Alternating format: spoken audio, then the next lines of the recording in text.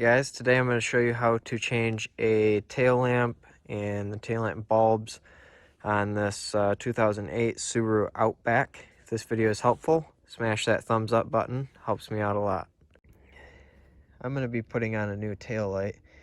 I'm going to have some Amazon links in the description below. You can feel free to check out. They're there if you need them. Okay, the first thing we're going to do after we open our hatch is take out these little plugs. Either get like a knife or a little flat-handled screw or a flat blade screwdriver. Might even be able to get it out with your fingernails. Pull those out, both that one and that one.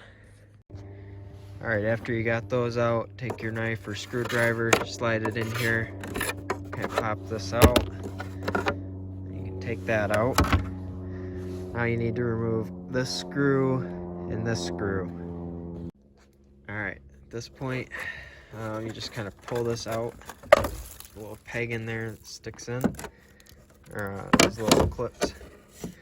But at this point, you can either take out your bulbs or you can put in a new headlight or tail light. So I hope this video is helpful to you. If it was, hit that thumbs up button. I'm going to have some Amazon links in the description below where you can get new bulbs or a new tail light. And have a good one.